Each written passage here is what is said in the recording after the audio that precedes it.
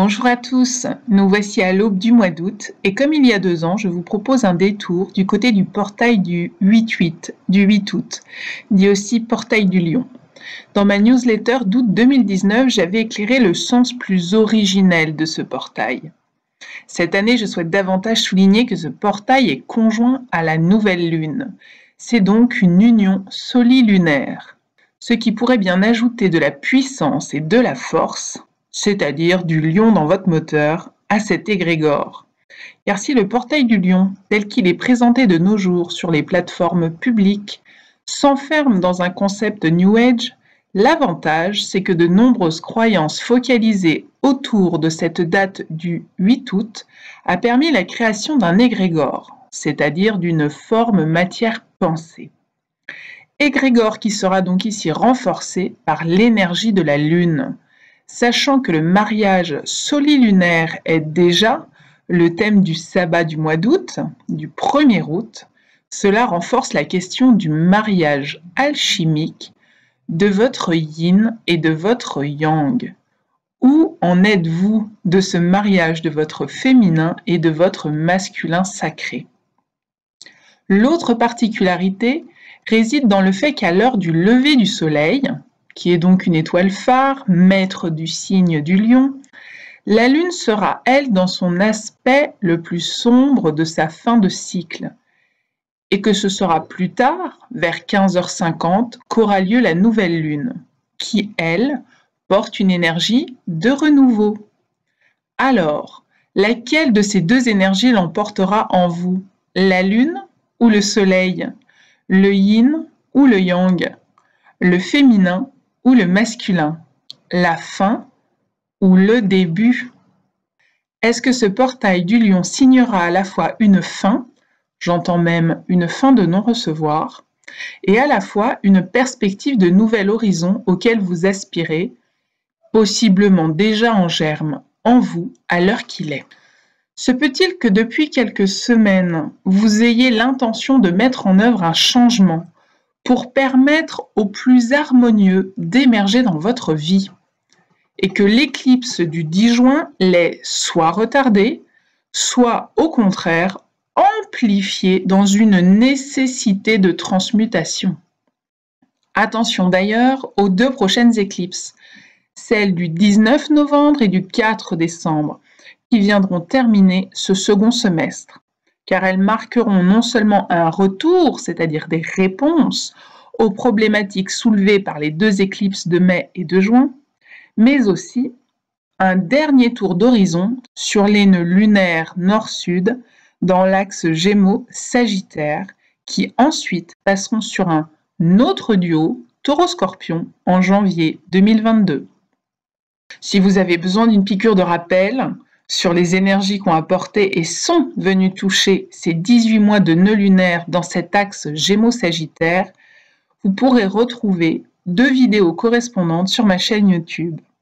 L'une comme l'autre s'étant révélée très similaire dans une demande de terminer un cycle. Revenons à notre portail du lion, ce 8 août. Il se peut qu'il dynamise notre volonté d'aller de l'avant, pour ceux qui en tout cas s'aligneraient aux énergies d'après 15h50, c'est-à-dire aux énergies de la nouvelle lune. Pour ceux qui se sentiraient plus en phase avec les énergies d'avant 15h50, c'est-à-dire celles de la lune noire ou lune balsamique, alors c'est sans doute qu'il y a encore des choses à terminer, des comptes à solder avant tout. Donc des deuils et autres fins de cycle à aboutir, dans le but de laisser derrière soi, une bonne fois pour toutes, pour pouvoir créer du neuf. Dans ce second cas, il y a sans doute eu l'influence de Neptune en Poisson. Étant chez lui, il développe tous ses atouts. Peut-être que cette influence ne vous a pas permis de voir les choses telles qu'elles sont. Vous avez pu préférer vous bercer d'illusions, vous chanter la douce mélodie de l'espoir d'une guérison, d'une solution, d'un adoucissement qui semble ne pas pouvoir avoir lieu, ou d'une solution qui n'était pas adéquate en réalité. Probable que ceux qui utiliseront le portail du 8 août comme tremplin vers un nouvel avenir sont ceux qui ont déjà pu démêler le chant des sirènes neptuniennes durant ce mois de juillet. Et donc, on fait le travail en amont de ce portail pour s'élancer dans l'ouverture. Il s'agira alors de semer des graines d'abondance renouvelées à ce moment-là.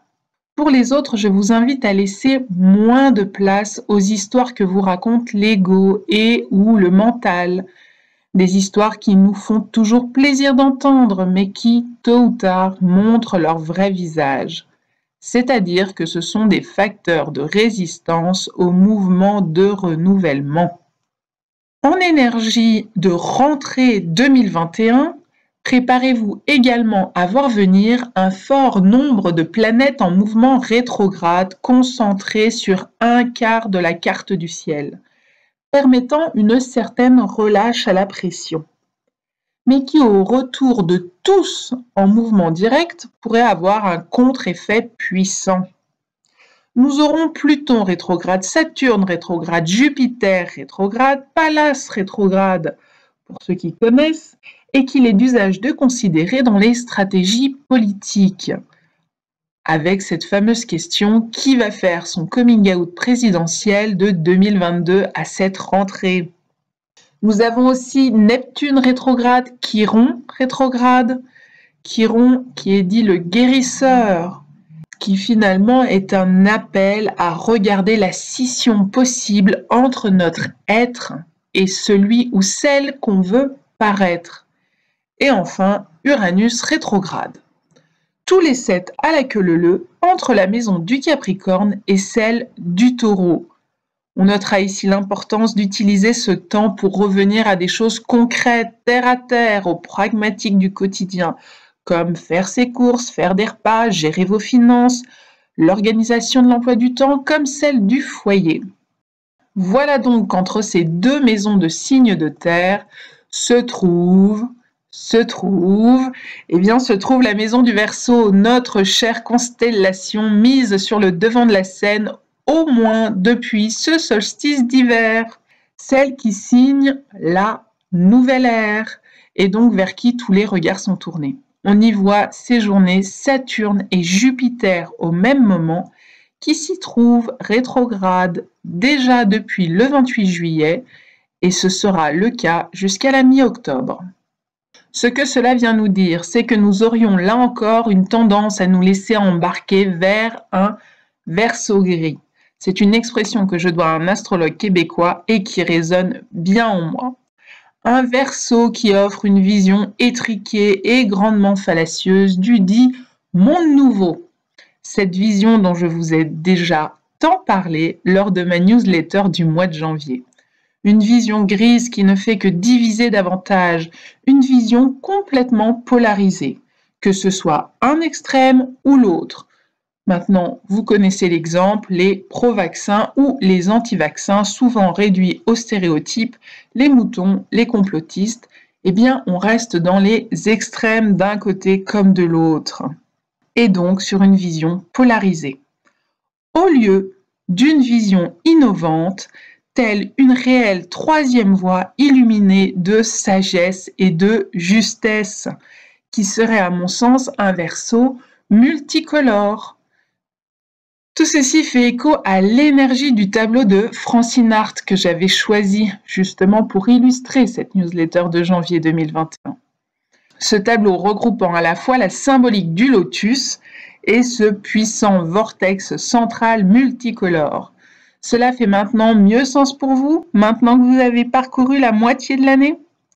Cherchez à suivre des croyances qui se noient dans le repli sur soi de ces vérités et qui peuvent devenir des chimères illusoires quand on prend un peu de hauteur et qu'on use de discernement. Mettre son énergie pour soi-disant se battre pour sa liberté n'en est pas moins une attitude de rapport de force qui ne nourrit que les deux postures alors possibles, celle du dominant ou celle du dominé, celle du bourreau et de sa victime, où actuellement l'État est désigné bourreau. Devinez alors ici qui risque de se trouver victime. Tout ceci ne va pas construire les fondements d'un autre monde, car c'est utiliser des remèdes obsolètes qui amèneront à des résultats déjà connus et sans grande satisfaction, Sinon, nous n'en serions pas là à ce jour. La voie du Verseau, le multicolore ou la troisième voie, comme je la nomme dans ma newsletter de janvier, eh bien, c'est celle de l'ouverture du cœur et de l'esprit. On vous en avait déjà parlé dans mon message canalisé lors de l'incendie de Notre-Dame de Paris, de ce fameux cœur sacré, Sacré-Cœur. C'est par là que passe la sortie de crise, on pourrait dire. Alors, lorsque je m'enferme dans des combats et des rapports de force, je n'œuvre pas à partir du cœur, qui est amour, mais bel et bien à partir de la peur, notamment la peur de perdre ses libertés. Et pourtant, une part de vous sait combien cette notion de liberté est largement galvaudée par les contingences apposées sur nos sociétés.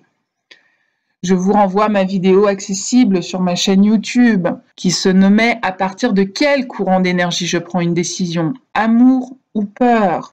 Ouvrir son cœur, ce n'est pas chercher à se bagarrer, c'est faire émerger nos propres solutions qui ne négocient pas avec nos valeurs. Je vous donne un exemple. Se lancer dans de nouvelles recettes qu'on avait mises de côté, suivre un cours de cuisine sur le net, prendre le temps de cuisiner en famille, inviter des amis à partager notre table, plutôt que de se contrarier de ne pas pouvoir aller au restaurant. Et ouvrir son esprit, c'est prendre de la hauteur, faire preuve de détachement et de discernement, à l'échelle à la fois de sa propre vie, mais aussi du collectif, car le Verseau, c'est le collectif, et le Lion, c'est l'individu, voire l'individualisme, à votre humble avis. Où en êtes-vous vis-à-vis de vos peurs et de votre ouverture de cœur? Et où en est l'humanité? Une ouverture de cœur collectif serait associée à une immense fraternité à l'échelle mondiale. Pensez-vous que nous y sommes? Pensez-vous que nous sommes tout juste sur le début de ce chemin ou déjà bien avancés? Et que faire pour poursuivre cette quête selon vous? Continuer de se positionner selon une polarité forte, pro ou anti, tout ce que vous voulez? Ou alors apprendre à mettre la vertu tempérance en œuvre? Ne serait-ce pas davantage la paix et l'amour qui pourraient amener à construire ce chemin de fraternité au sein de l'humanité, mieux et plus que la peur et le combat? Combattre signifie s'associer avec certains pour créer une force vive afin d'en écraser et soumettre d'autres.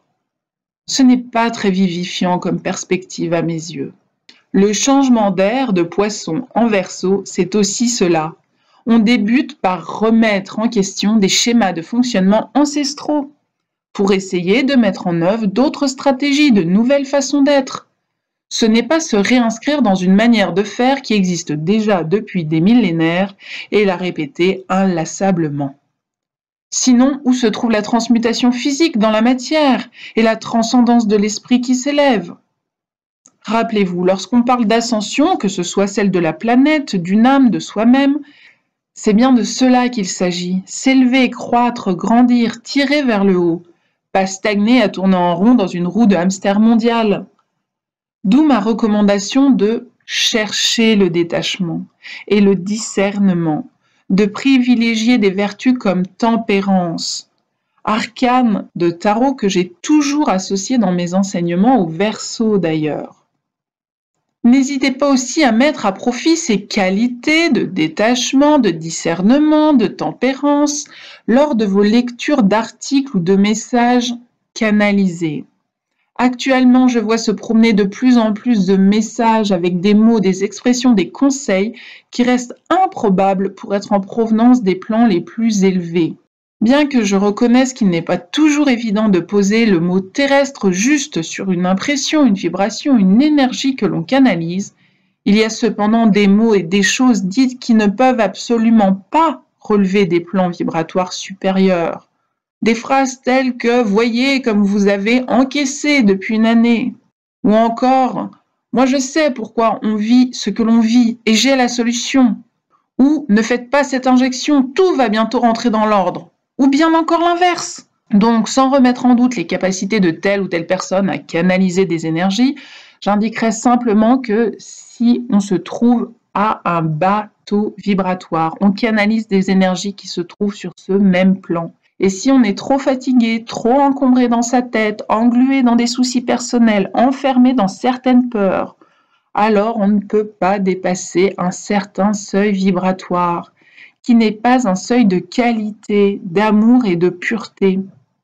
Il y a également le fait que ces énergies passent par les filtres personnels du dit médium, et que si ceux-ci sont encrassés et qu'ils ont une coloration bien précise, relevant des fortes croyances du médium, alors le message s'en trouve dénaturé, coloré, pollué. C'est d'ailleurs pour ces raisons que je n'ai rien publié comme canalisation publique ces derniers mois, suite aux expériences intenses que je traverse. Ne soyez donc pas trop crédules par moments, reprenez les fondamentaux, ni trop contents à d'autres moments de trouver des messages canalisés qui vont dans le sens de vos croyances, de vos pensées, car justement, cela peut être un signal d'alerte sur le fait que ça résonne d'ego à ego, de mental à mental, et non d'esprit à esprit. Je rappelle qu'en juillet 2020, je vous parlais du biais de confirmation, qui est le fait de sélectionner les informations qui vont renforcer nos propres convictions. Ce biais est totalement présent sur les réseaux sociaux, où le fait d'interagir sur les publications que l'on aime va automatiquement les privilégier et on finit complètement enfermé dans ses croyances. Je vais terminer avec des extraits d'anciennes newsletters, des extraits qui font écho et sens à ce que nous vivons présentement. À la rentrée de 2019, je questionnais « disparaître ou renaître ?» Il me semble qu'ici, nous vivons l'un des plus grands tournants de l'histoire de notre humanité et de la planète Terre en même temps.